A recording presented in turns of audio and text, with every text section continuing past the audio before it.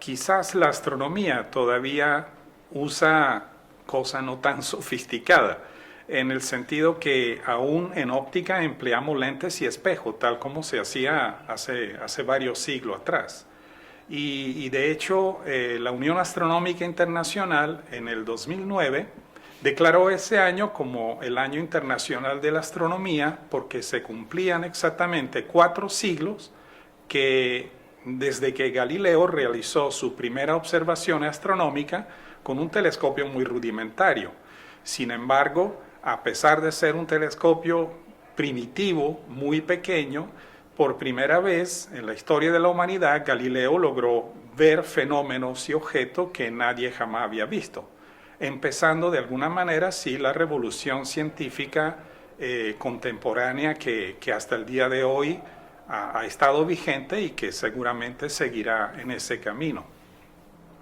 El telescopio de Galileo eran simplemente 2 lentes simples, y luego de Galileo vino Newton, que pensando erróneamente que los lentes no eran muy buenos para hacer observación astronómica, desarrolló un telescopio de espejos que llamamos un telescopio reflector, justamente porque el espejo lo que hace es reflejar la luz.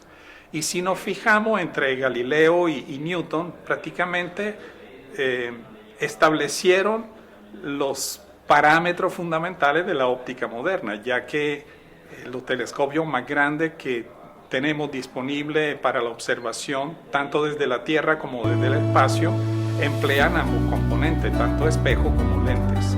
Por supuesto, los tamaños son mucho más grandes. Ya en la época de Newton, habían espejos del orden de unos 70, 80 milímetros, por decirlo de alguna manera. Ahora tenemos espejos sobre nuestro planeta que alcanzan los 10 metros de diámetro, y pronto habrá un telescopio con casi 40 metros de diámetro. Así que gracias a los pioneros en óptica tales como Galileo y Newton, hoy podemos contar con instrumentos que eran absolutamente impensables hace 4 siglos.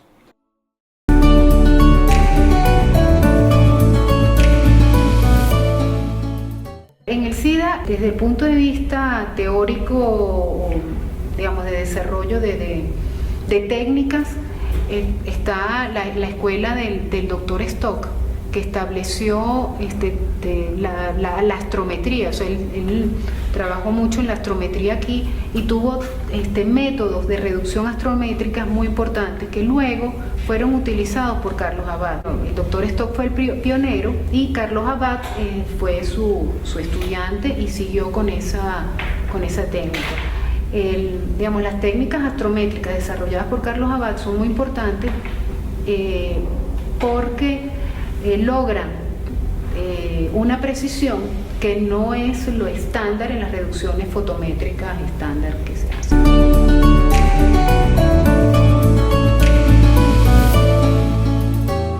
El área que yo he desarrollado aquí, o sea, que he participado en el SIDA en todos los 32 años que llevo, pues ha sido el área de la astrometría o astronomía de posición.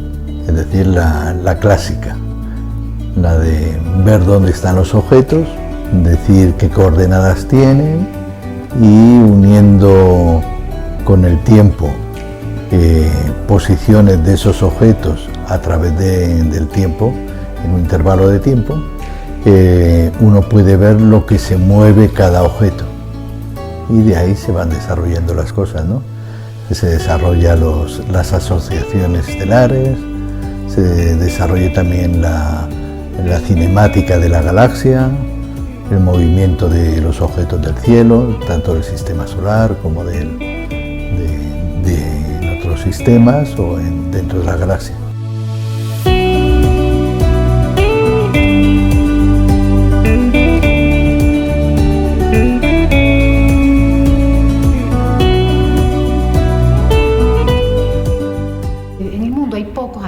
Es una disciplina de la astronomía que es muy importante, pero que hay pocos miembros, y nosotros en el SIDA hemos tenido la suerte de tener una concentración importante de ellos y que además formaron gente. Uno de las personas que se formó en esta área también es el doctor Elvis Lacruz, que él fue estudiante del doctor Carlos Abad. Él es matemático y él se dedicó al estudio de la astrodinámica. La astrodinámica es una disciplina que mezcla el estudio de las matemáticas con la astronomía, digamos, local, los sistemas de movimiento, para estudiar cuáles son las órbitas de los objetos del sistema solar, incluyendo los satélites. El trabajo del doctor Lacruz estuvo concentrado, él estuvo trabajando con nosotros hasta hace unos meses en el estudio de la basura espacial. Él es un matemático que hace cálculos de órbitas y su especialización fue en esta área que hoy en día se ha vuelto muy importante.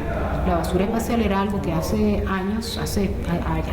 20 años a nadie le preocupaba, o muy poco. Hoy en día es algo muy importante porque con toda esta tecnología que somos capaces de lanzar objetos al espacio de manera más o menos simple, cualquier persona que tenga un poco de dinero, que a nosotros nos puede parecer mucho, pero cualquier persona que pueda tener, no sé, 10, 20 mil dólares, que los quiera dedicar a eso, tiene la capacidad para contratar el lanzamiento de un corotico al espacio. Todo eso genera basura y hay gente que está estudiando eso de forma importante.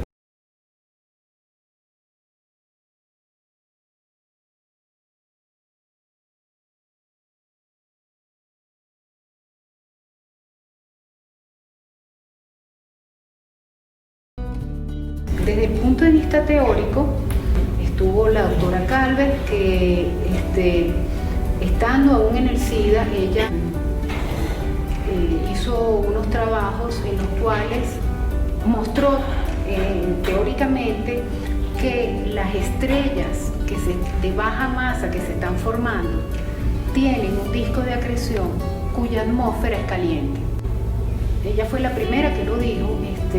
Eso trae consecuencias sobre cuáles son los métodos, la forma como se forman las estrellas de baja masa. Hay que hablar de los modelos de evolución de galaxias del Dr. Kurzweil, que siguen siendo los modelos más utilizados. Eso los desarrolló él en su tesis de doctorado. Luego toda su vida profesional que hizo en el SIDA, él ahora está trabajando en México y sigue trabajando en eso. La dedicó a eso. Esos son los modelos más reconocidos y es uno de los astrónomos más citados en el mundo por este trabajo. Es un trabajo que se desarrolló, en el SIDA, y es importante mencionarlo.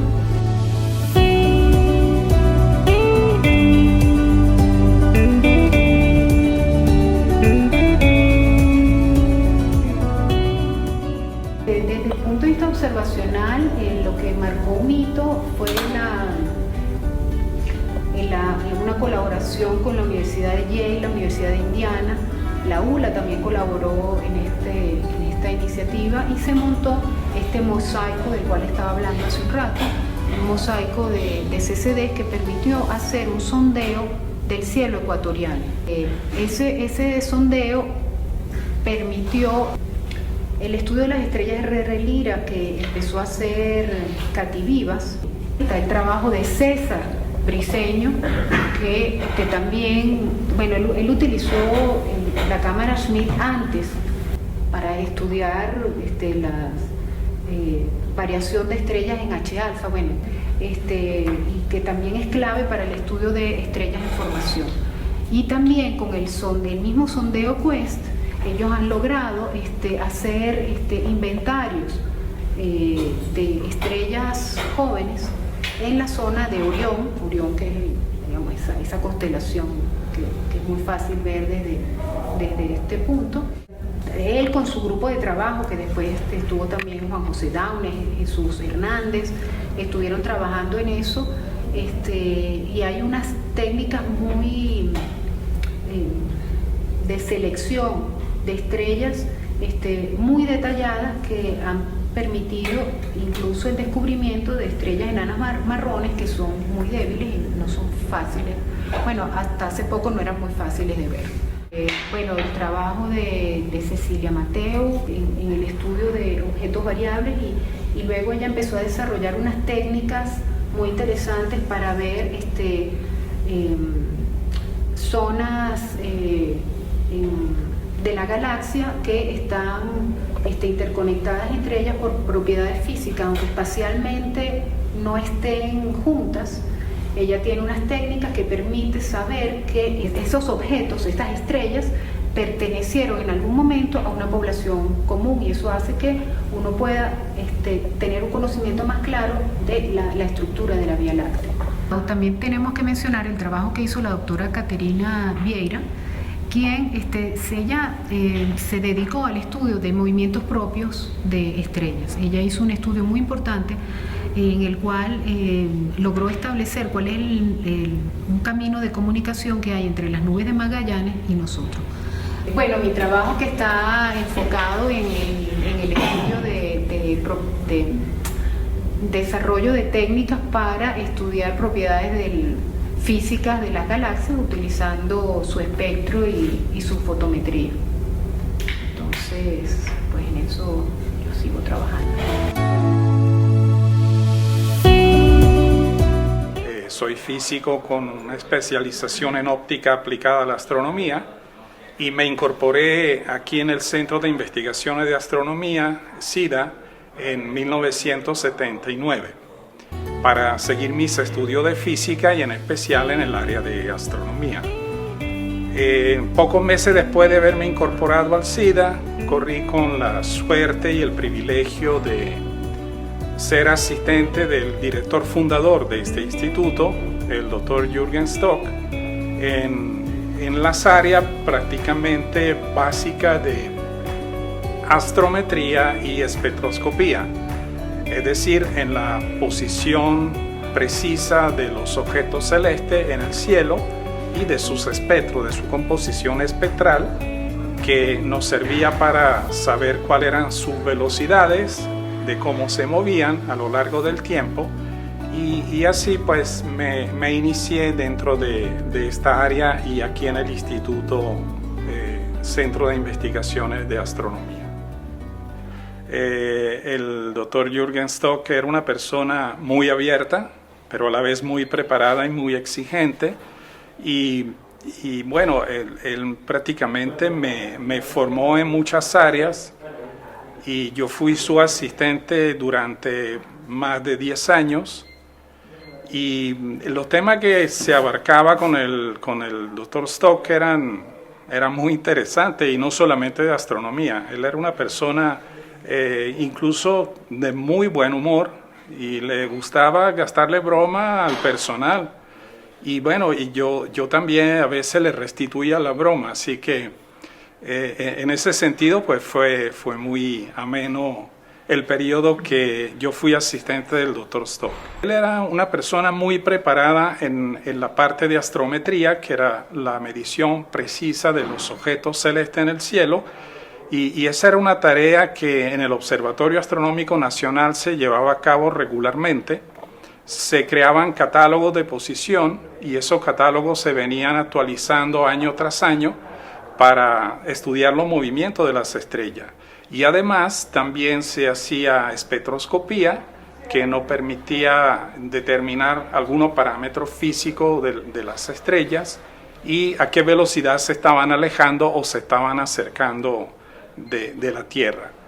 Y en ese momento recuerdo que era absolutamente necesario saber programar.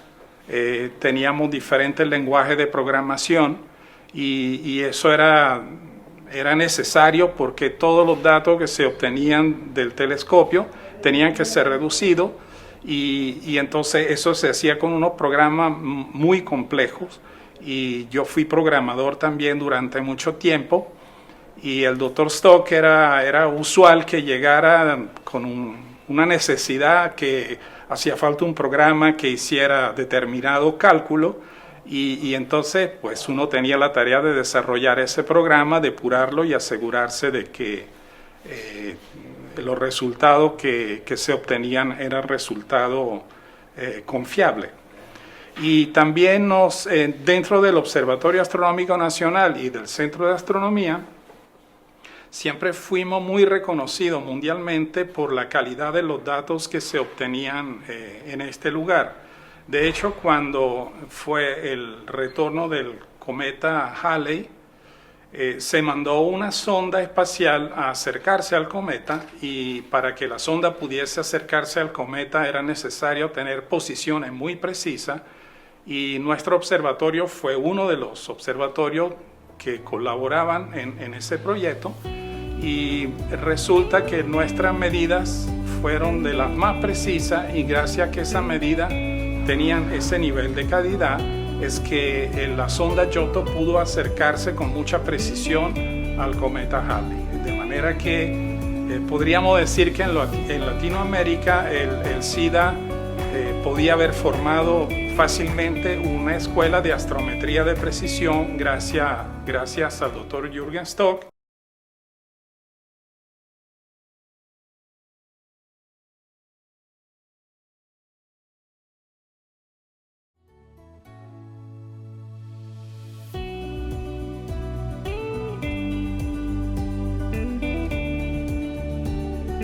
El observatorio ahora cuenta, siempre ha contado con 4 telescopios. Un telescopio reflector que está funcionando plenamente.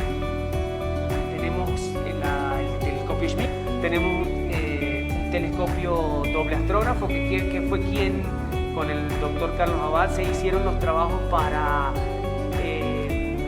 seguir al satélite Simón Bolívar. Y tenemos el telescopio refractor, que es el más romántico de todos los telescopios, porque es donde el aficionado, el turista, el visitante al observatorio puede ponerle el ojo al telescopio y ver a través de él.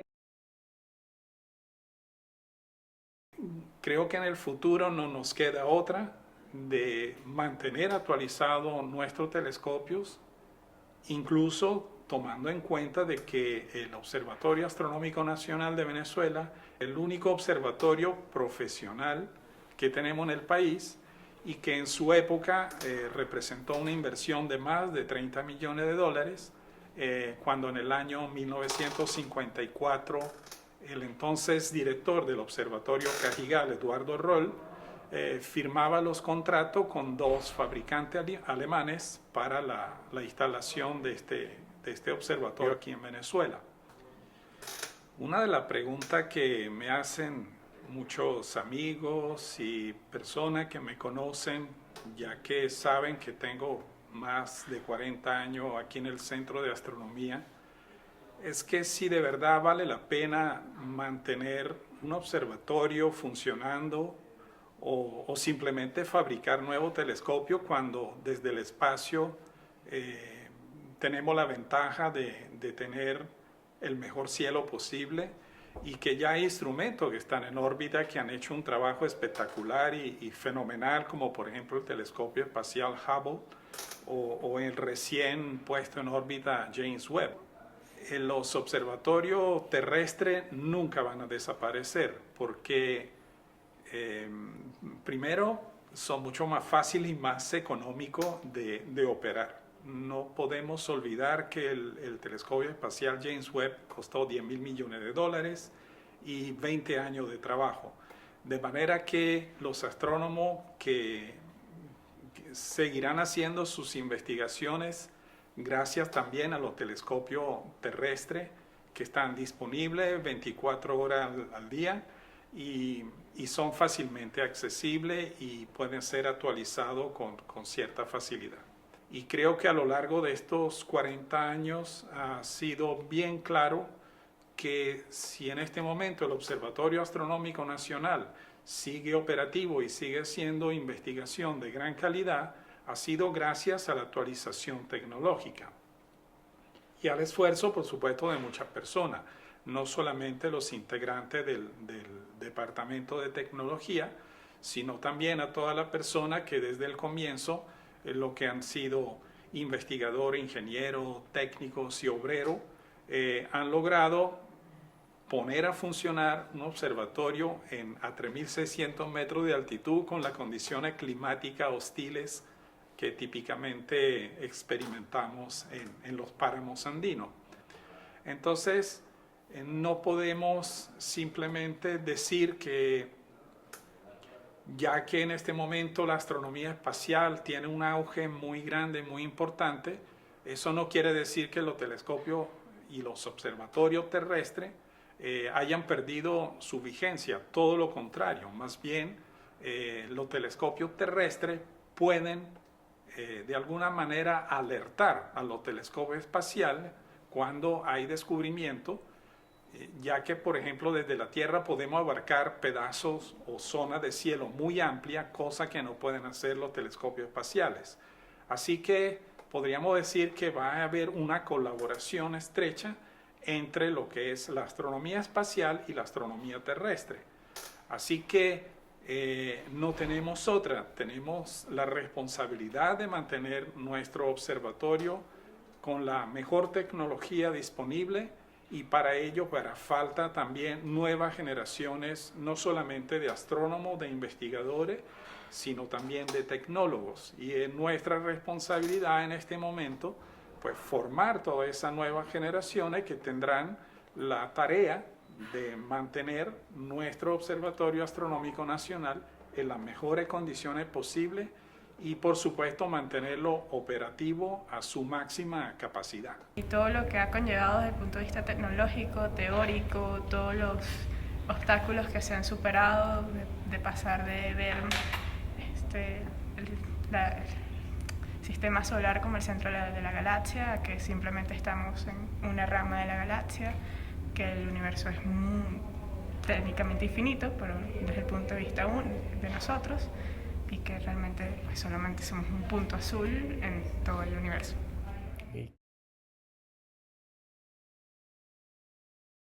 Conmemorar cada década de la astronomía es una experiencia muy gratificante desde el punto de vista de que tanto ha avanzado la humanidad, y muy humilde desde el punto de vista de que en realidad somos una pequeña parte de todo el universo.